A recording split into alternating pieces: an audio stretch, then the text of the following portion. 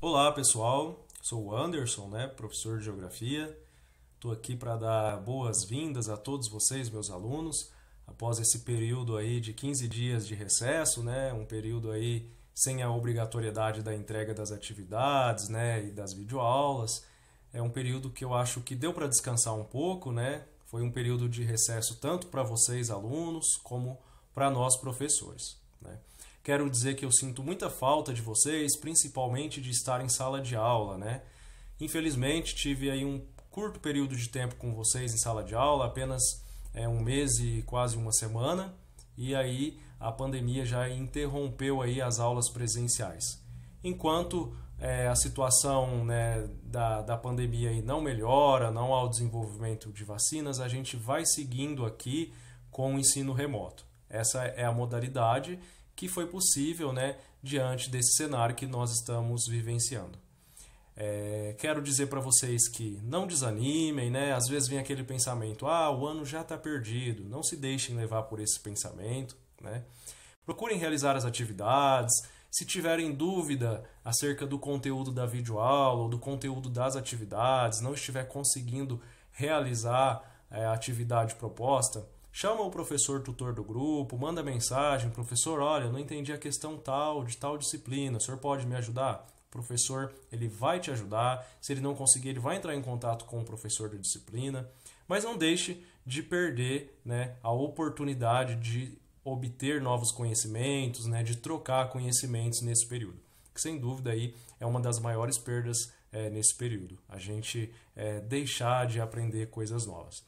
Esse período tem sido muito difícil, eu entendo, para nós professores também foi, nem todos os professores dominavam as tecnologias, nem todos os professores tinham gravado videoaulas, nem todos os professores tinham ido a um estúdio de TV para gravar aula. Foi bem difícil para a gente no começo também, todo mundo foi pego de surpresa. E eu também imagino que não esteja sendo fácil para vocês, para estar realizando aí essas atividades à distância, aí surge a dúvida, o professor não está ali naquele momento para tirar aquela dúvida que surgiu naquela hora, aí tem que usar a tecnologia, tirar foto das atividades, às vezes usar o celular do pai, do irmão, da tia, Então a gente tem diversas barreiras aí, Mas apesar de todas elas, vamos nos manter firmes, unidos, com um objetivo único, que é a troca de conhecimento que a gente precisa manter aí ainda assim nesse período de pandemia. Então eu conto com vocês no nosso grupo da turma do qual eu sou tutor, vocês podem direcionar as dúvidas de vocês, as dificuldades, estou sempre ali disponível no período da manhã para conversar com vocês. Espero aí que vocês possam obter aí determinado êxito nesse período e não se deixem desanimar. Continuem fazendo as atividades, se não conseguiu entregar a tempo, procure o tutor de vocês, converse com ele, que ele com certeza vai poder te dizer a melhor forma de você conseguir entregar essas atividades que você não conseguiu entregar, certo? Então é isso, vamos dar continuidade aí, à nossa videoaula do dia de hoje, tá? Bons estudos! Vamos continuar aí, o estudo do mundo urbano, o assunto da hierarquia urbana. Vocês podem acompanhar esse tema a partir da página 230 da apostila de vocês. Primeiramente, vamos revisar um pouco do que a gente aprendeu na nossa última videoaula. A gente falou sobre a hierarquia urbana, a questão do tamanho, da população das cidades, da região de influência dessas cidades, as funções dessas cidades. Lembram que a gente falou sobre cidades com funções industriais, com funções comerciais, turísticas, administrativas, E nós falamos da questão da interdependência, o quanto que as cidades dependem uma das outras, E que essa relação de dependência ela é maior, A questão da dependência acontece mais nas cidades pequenas, que acabam não tendo aí toda a infraestrutura necessária e alguns de seus habitantes precisam se locomover para cidades maiores para acessar determinados tipos de serviço. E quando a gente fala na questão da hierarquia urbana, a gente está falando diretamente da influência dessas cidades. Então, não significa necessariamente que é a população ou o tamanho dessa cidade que vai determinar a influência. Não é exatamente isso. Não é necessariamente um município mais populoso que acaba tendo mais influência, certo? Aí nós aprendemos os conceitos de megacidades e cidades globais, né? As megacidades são cidades com acima de 10 milhões de habitantes e as cidades globais são aquelas cidades que têm uma influência de nível global nas comunicações, influências culturais, influências tecnológicas, certo? E após a definição dessas questões aí de influência das cidades, né, nós começamos a falar da hierarquia urbana no Brasil, né? O Brasil tem os seus centros urbanos, né, dividido conforme a gente vê aqui no canto esquerdo da tela, né? Em metrópoles, né, que são a grande metrópole, as metrópoles nacionais e as metrópoles. Depois, capital regional A, B e C, centro subregional A e B, centro de zona A e B e centro local A. A hierarquia urbana no Brasil, ela é definida pelo IBGE, que é o Instituto Brasileiro de Geografia e Estatística, certo? Foi publicada esse ano a REGIC, que é uma publicação do IBGE que significa Região de Influência das Cidades. É a mais nova, ela tem por base o estudo de 2018, publicada agora em julho de 2020. Então, a partir da aula de hoje, nós vamos continuar aí, né, o estudo da REGIC de 2018. Ela atualiza, então, a rede urbana nacional, ela indica quais cidades estão subordinadas a quais outras cidades e até onde se estende as influências dessas cidades.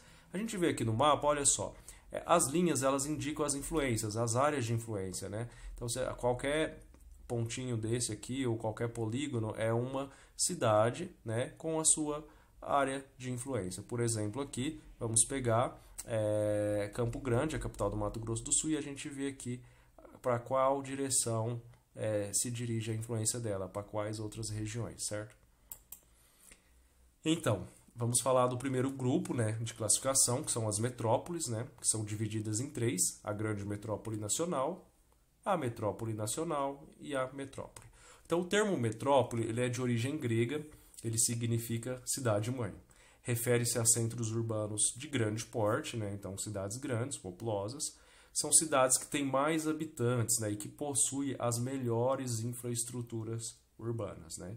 Então, eles têm praticamente tudo: indústria, comércio, rede de saúde, de serviços, né? Então, são cidades bem complexas. As metrópoles, elas são classificadas em grande metrópole nacional. Nós temos uma cidade no Brasil classificada dessa forma, que é a cidade de São Paulo. O arranjo populacional da cidade de São Paulo tem cerca aí de 21,5 milhões de habitantes, né, dados aí de 2018. E o arranjo populacional de São Paulo é responsável por 17,7% do PIB do nosso país, no ano aí de 2016. Aí nós temos metrópole nacional. São duas cidades classificadas como metrópole nacional. Brasília, então o arranjo populacional de Brasília tem cerca de 3,9 milhões de habitantes. E a cidade do Rio de Janeiro, o arranjo populacional do Rio de Janeiro tem cerca de 12,7 milhões de habitantes, certo? Aqui fala-se arranjo porque considera-se também as cidades ali dessa região metropolitana, não só o município do Rio de Janeiro, assim como Brasília também, né? Há cidades que são satélites ali que compõem também Brasília. E como metrópole, nós temos 12 cidades classificadas como metrópoles nessa publicação do IBGE. São cidades com, em média, 3 milhões de habitantes. Nós temos aqui quais cidades são: Belém do Pará, Belo Horizonte, né, no estado de Minas Gerais, Campinas, em São Paulo, Curitiba, no Paraná, Florianópolis, em Santa Catarina, Fortaleza, no Ceará, Goiânia, em Goiás, Porto Alegre, do Rio Grande do Sul, Recife, Pernambuco, Salvador, Bahia, Vitória, Espírito Santo e o município de Manaus, no Amazonas. Campinas aqui está destacado por quê? Essa imagem que a gente vê aqui, no canto superior direito, é da cidade de Campinas. Então, Campinas é a única metrópole que não é capital. Então, de todas as metrópoles que estão definidas aqui, como metrópoles são 12, se a gente contar mais São Paulo, Rio de Janeiro e Brasília são 15, Campinas é a única que não é capital de estado, certo? Continuando. Seguindo aí nessa questão aí da divisão da hierarquia urbana brasileira, nós temos as capitais regionais. O que são as capitais regionais? São os centros urbanos com alta concentração de atividades de gestão e com alcance de menor influência que as metrópoles. Ao todo, são 97 centros urbanos, são 97 cidades aí classificadas como capitais regionais. Então, elas têm uma influência local, né? Não é uma influência aí tão grande quanto das metrópoles. E aí nós temos 3 subdivisões. A capital regional A, nós temos aí 9 centros urbanos classificados como capital regional A. Eles têm cerca de 800 mil habitantes a 1,4 milhão. Nós temos aí, entre essas cidades, podemos citar Ribeirão Preto, né? Algumas capitais do Nordeste e do Centro-Oeste, certo? Classificadas como capital regional B. São 24 cidades no país classificadas dessa forma, com média de 500 mil habitantes. Por exemplo, que cidades são essas? Bauru, São José do Rio Preto, Uberlândia. A imagem que nós vemos aqui no canto superior direito é da cidade de Bauru, né? No Centro-Oeste aí do interior de São Paulo, do estado de São Paulo. E como capital regional C, nós temos aí 64 cidades. Essas cidades têm média aí de 300 mil habitantes. Entre elas nós podemos citar aí Boa Vista, né, capital de Roraima, Rio Branco, capital do Acre, a nossa querida cidade de Barretos, né, Franca e Uberaba, Minas Gerais. Como a gente pode observar, não é a questão populacional que vai determinar necessariamente a influência, né, dessa cidade. Por exemplo, nós temos Franca aqui, uma cidade com cerca de 350 mil habitantes, e nós temos Barretos com 122 mil habitantes, portos populacionais diferentes, né? Franca quase 3 vezes mais populosa que Barretos, mas elas têm aí a mesma classificação no que se refere à influência dessas cidades, né, na sua região, no seu entorno. Continuando, vamos falar agora dos centros subregionais. Os centros subregionais são cidades com atividades de gestão menos complexas, né? São 352 cidades no nosso país, com média de 85 mil habitantes, essas cidades têm. Nós temos aí, elas são em duas subdivisões. O centro subregional A, nós temos 96 cidades classificadas como centro subregional A, com média de 100 mil habitantes. Citamos aí algumas cidades da nossa região aqui, ou próximo do nosso município. Fernandópolis, né? Na região ali de São José do Rio Preto, Sertãozinho aqui próximo a Ribeirão Preto. E como centro subregional B, foram classificadas 256 cidades com média de 70 mil habitantes.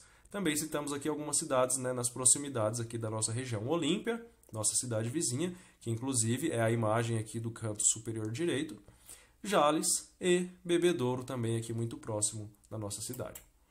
Continuando, vamos falar agora do centro de zonas. O centro de zonas, eles são municípios que influenciam um número pequeno de cidades vizinhas. São 398 cidades que foram classificadas como centro de zona. Elas têm média aí 30 mil habitantes. Como centro de zona A, nós temos 147 cidades classificadas dessa forma. Elas têm média 40 mil habitantes. Quais cidades são? Itápolis, que a gente vê a ilustração aqui, né, no canto superior direito, Ituverava, Batatais, Monte Alto, todas cidades aqui num raio de 150 quilômetros de Barretos. Centro de zona B, 251 cidades com média inferior a 25 mil habitantes. Algumas cidades aí que são centro de zona B: Auriflama, Ilha Solteira, Cacilândia, no Mato Grosso do Sul. Continuando.